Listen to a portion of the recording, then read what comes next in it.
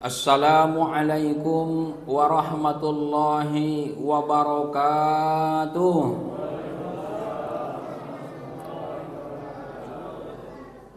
Alhamdulillah thumma alhamdulillah, wassalatu wassalamu ala rasulillah.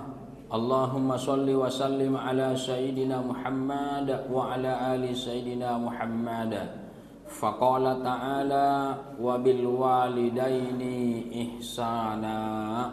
Shadaqallahul azim. Ketua dan segenap pengurus Masjid Nurul Huda yang sama-sama kami hormati, segenap panitia Ramadan 1446 Hijriah yang sama-sama kami hormati, seterusnya yang sama-sama kami muliakan Pak Imam kita, tokoh-tokoh agama, orang-orang tua kami, para sesepuh, pembina dan penasehat, Bapak Ketua RW, Bapak-Bapak RT di lingkungan kita ini, hadirin hadirat yang tidak bisa kami sebutkan satu persatu, wabil khusus teristimewa. Penghormatan ini kami tujukan kepada anak-anak kami, generasi penerus dan pelurus kita semua, jamaah tarawih yang berbahagia, dan semoga kita semua dibahagiakan oleh Allah. Bersyukur kita kepada Allah Subhanahu wa taala dengan membaca alhamdulillahirabbil alamin. Diberikan kita kesehatan, kesempatan sehingga kita bisa berhadir, berkumpul di masjid yang kita banggakan ini dalam rangka qiyamul lail, menghidupkan malam-malam Ramadan. Mudah-mudahan berkumpulnya kita malam ini menjadi asbab, menjadi penyebab berkumpulnya kita semua besok di surganya Allah Subhanahu wa taala. Amin ya rabbal alamin. Salawat dan salam kepada Nabi kita, Nabi Muhammad sallallahu alaihi wasallam. Allahumma sholli wa sallim ala sayyidina Muhammad wa ala ali sayyidina Muhammad. Semoga istiqomah kita dengan sunnahnya, diakui Nabi sebagai umatnya yaumil qiyamah, dan yang utama kita berharap mendapatkan syafaat darinya. Amin ya rabbal alamin. Apa kabar Bapak Ibu, sehat semua? Alhamdulillah. Ini malam yang ke-13 ya, tidak terasa ya. Malam 13 ini kami ingin mengangkat tema birrul walidain, berbuat baik pada kedua orang tua. Wabil khusus adik-adik kami yang mencatat, judul tausiah kita malam ini adalah berbuat baik pada kedua orang tua. Bapak Ibu, ada 3 ayat dalam Al-Quran yang turunnya beriringan. Pertama, aqimus sholah, biasanya akan diiringi dengan wa'atuz zakat, satu paket dia. Yang kedua, atiullah, biasanya akan diiringi dengan wa'atiur rasul, satu paket dia. Yang ketiga, aniskurli wali walidaika, bersyukurlah kamu kepada aku, kata Allah, dan berterima kasihlah kepada kedua orang tuamu. Kenapa kita disuruh berterima kasih kepada kedua orang tua, Bapak Ibu, wabil khusus anak-anak kami? Sebab jasa orang tua amat sangat banyak kepada kita. Ya.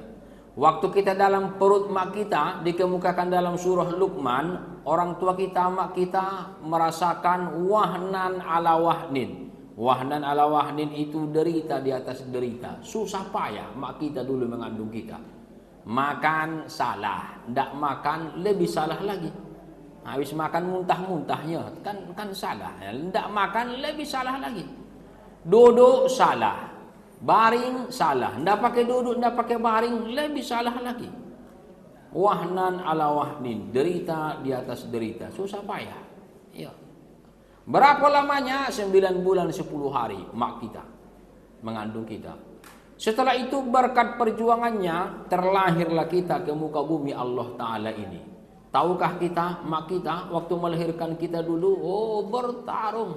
Ya. Ada seorang ibu terpaksa ya dibelah perutnya, tidak bisa dengan normal, harus dioperasi. Tidak sedikit seorang ibu qadarullah ya berpisah jasad dengan ruhnya, meninggal dunia. Sebab apa? Payahnya melahirkan ini. Orang tua kita, ayah kita mencari nafkah. Kadang ya kaki di kepala, kepala di kaki, peras keringat, banting tulang. Bagaimana supaya membahagiakan kita anak-anaknya? Tahukah kita Bapak Ibu, wabil khusus anak-anak kami, waktu kecil orang tua kita memperlakukan kita seperti raja dan ratu di rumahnya sendiri. Mau makan disiapkan, bahkan disuapkan. Ya nak ya. Mau minum ya diambilkan. Usia sekolah disekolahkan, usia menikah dinikahkan, bahkan dicarikan pula pekerjaan. Banyak jasa orang tua nih. Maka pantaslah Al-Quran mengemukakan wabil walidaini ihsana, berbuat baiklah kepada kedua orang tua. Bapak Ibu, wabil khusus anak-anak kami, rentan kita durhaka ketika memelihara orang tua yang sudah lansia. Bukan kata saya ini, kata Al-Quran. Imma yabalugonna indakal kibaru ahaduhuma. Kalau kamu punya orang tua, merawat orang tua yang salah satunya sudah sepuh. Misalnya ayah udah sepuh, mama belum, atau mama udah sepuh, ayah belum. Au kilahuma, atau memang sudah sepuh, sudah lansia kedua-duanya. Apa sambungan ayat ini? Fala taqul lahuma uff. Jangan sekali-kali kamu katakan ah. Wala tanharhuma. Jangan kamu bentak-bentak keduanya. Wa qul lahuma, komunikasilah kamu kepada kedua orang tua itu qaulan karima, komunikasi yang lemah lembut. Bapak Ibu, orang tua ini kalau sudah sepuh betul, terkadang perangainya balik pada anak-anak. Iya. Udah ditanya pagi, siang ditanya balik, pertanyaan yang sama. Sore ditanya balik, malam ditanya juga. Misalnya udah kalian bayar listrik bulan ini, sudah mah. Berapa kena sekian? Oh. Sore ditanya balik, listrik apa cerita udah kalian bayar? Sudah mah. Kan udah mama tanya tadi pagi. Iya yo. Malam ditanya lo balik, listrik PLN udah kalian bayar? Mama nih, listrik ke listrik. Ah, ini durhaka tuh. Iya. Bapak Ibu, ya. Ada orang tua lebih saya tinggal di masjid aja lah Pak. Ditanya rupanya di rumah itu dikasari sama anak-anaknya, dicaci maki sama cucu-cucunya. Ajarkan anak kita ngomong sama nenek itu elo-elo, bicara sama itu baik-baik. Anak-anak kini maaf terkadang enggak pakai rem mulutnya. Iya. Memang berbahagia. Rentan kita durhaka ketika melihara orang tua yang sudah lansia. Di simpang 3 itu ada panti jompo, namanya Husnul Khotimah. Saya punya sahabat, dia penelitian ke situ, ya. Rupanya yang tinggal di panti jompo simpang 3 itu tidak semuanya orang susah, tidak semuanya yang hidup sebatang kara. Banyak yang punya keluarga, bahkan punya harta, tapi ya, lebih nyaman di situ. Nah, diletak di situ. Udah saya sini aja lah kata dia. Hadir rahimakumullah. Rentan durhaka memelihara orang tua yang sudah sepuh ini.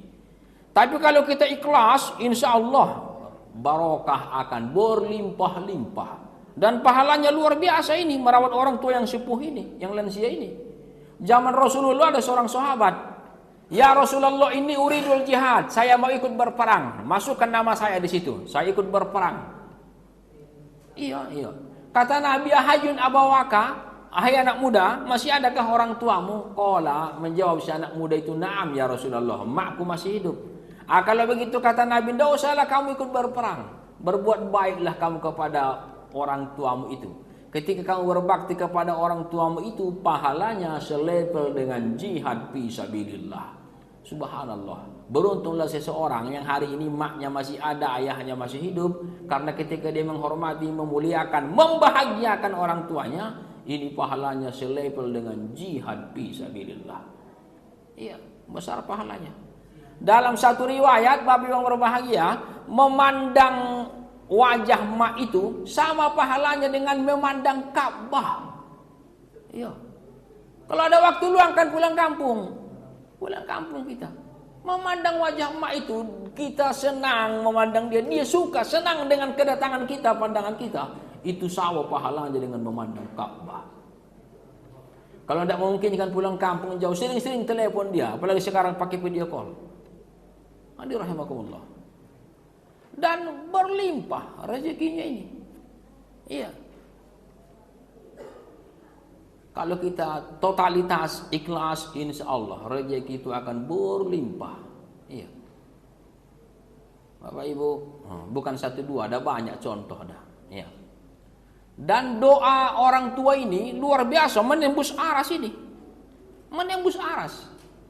Pada zaman Nabi Musa, Salah satu mukjizat Nabi Musa itu kan dia bisa komunikasi langsung dengan Allah Ta'ala. Wa kallamallahu Musa taklima. Ya, dia bisa komunikasi dengan Allah. Dalam sebuah hikayat, dia bertanya, "Ya Rob," tanya Nabi Musa, "besok siapa kawanku di surga?"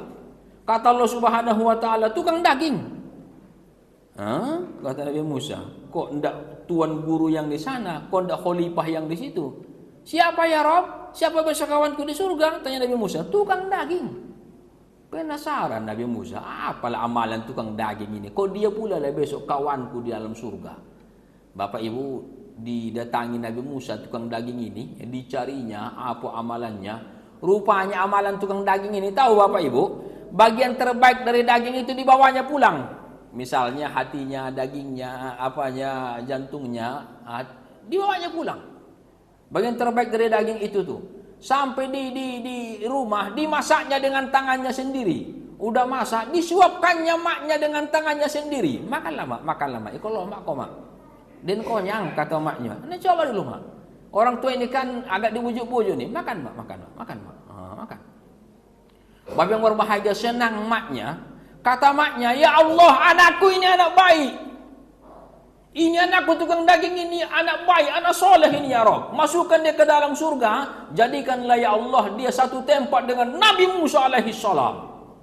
Masya Allah, ya, doanya menembus langit. Itulah yang menyebabkan dia masuk surga dan satu tempat dengan Nabi Musa alaihi salam. Bapak Ibu, tidak ada niat mengajari apalagi menggurui.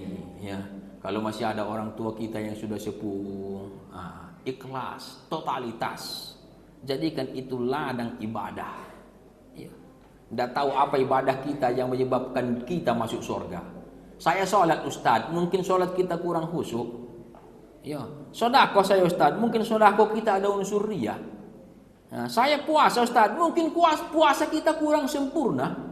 Apalagi puasa zaman sekarang ini nih, ya rentan, batal pahala puasa kita. Semua orang pakai HP. Di HP tahu sama tahu lah kita. Yang diketik baju kurung, yang keluar baju kurang.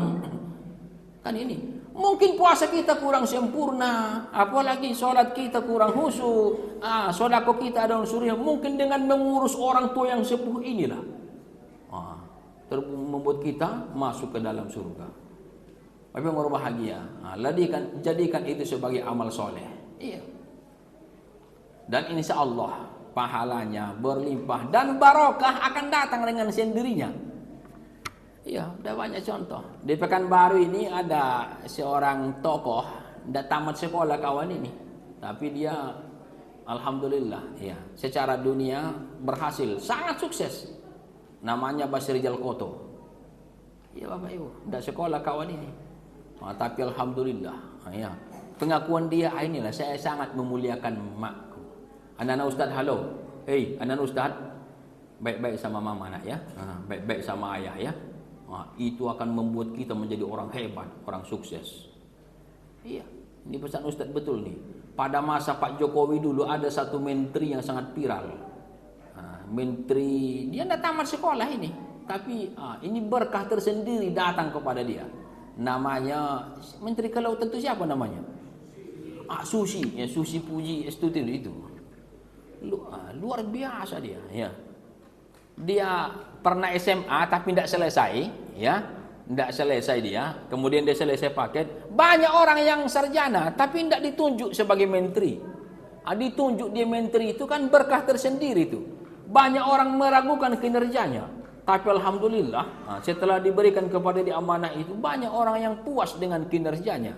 Ada slogan dia yang sangat terkenal, apa itu? Tenggelamkan.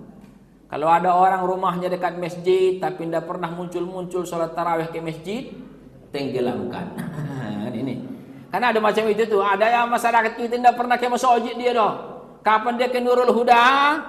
Waktu Idul Adha jemput daging kurban. Lain itu tidak pernah ke masjid. Orang macam ini nih, kalau meminjam istilah Bu Susi, tenggelamkan. Saya termasuk orang yang mencari apa amalan dia ini, kok bisa barokah itu melekat kepada dia. Rupanya inilah, dia sangat memuliakan maknya. Dia punya pesawat pribadi, itu mau ke pesawat itu digendongnya maknya. Iya, digendongnya, agak tomboy sedikit. Bisa aja dia menyuruh orang, ini angkat mak ke sana ya, turunkan ya, bisa aja dia. Tapi dia, inilah saya nak menumpang tua ngalap barokah. Digendongnya maknya. Sekali lagi anak-anak ustaz, halo sayang, halo, tengok ustaz nak.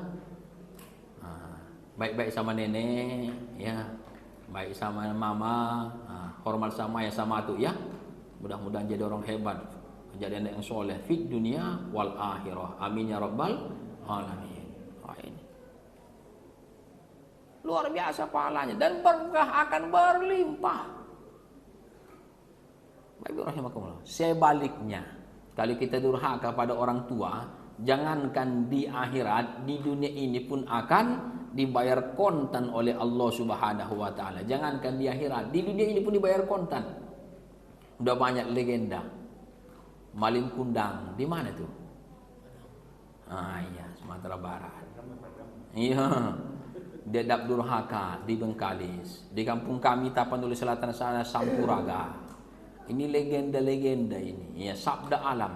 Seseorang yang sukses kemudian hancur lebur, bahkan dikutuk oleh alam gara-gara apa? Durhaka pada orang tuanya. Ini iktibar bagi kita ini. Kalau masih ada orang tua, hormati, bahagiakan. Kalau udah meninggal dunia macam mana Pak Ustadz? Masihkah kita berbakti? Pertanyaan ini datang kepada Rasulullah. Ya Rasulullah, tanya sahabat ini, abawai qadamata, orang tuaku telah meninggal dunia. Tanya sahabat ini, fahal baqiya min birrihima? Apakah kami sebagai anak cucunya, ahli warisnya, masih wajib berbakti kepada orang tua kami yang telah tiada itu? Qala, menjawab Rasulullah, na'am, ya. Walaupun orang tuamu telah tiada, almarhum almarhumah, tapi kamu sebagai anak-anaknya, ahli warisnya, masih tetap wajib berbakti kepada orang tuamu yang telah tiada itu. Caranya kata Nabi ada 4 macam, ada 4 hal. Pertama, ya, laksanakan wasiatnya. Ini cara berbakti kepada orang tua yang telah tiada. Laksanakan wasiatnya sekaligus menyelesaikan habalum minan nasnya. Minta maafkan kesalahannya. Orang tua kami ini manusia biasa nih. Mungkin selama bergaul, matanya salah pandang, lidahnya salah cakap, hatinya salah duga, ada dosa dengan bapak ibu, maafkan orang tua kami ini ya. Bayarkan hutang piutangnya. Kalau ada hutangnya hubungi kami ya. Ini yang pertama, berbakti kepada orang tua yang telah tiada, ya, menyelesaikan habalum minan nasnya. Satu, yang kedua, menghormati kawan-kawannya. Wabil khusus yang masih ada hubungan darah dengannya. Ya. Ada orang meninggal maknya, tidak teguran dengan eteknya, tidak baikan dengan makmuannya. Ada macam itu? Ada macam itu?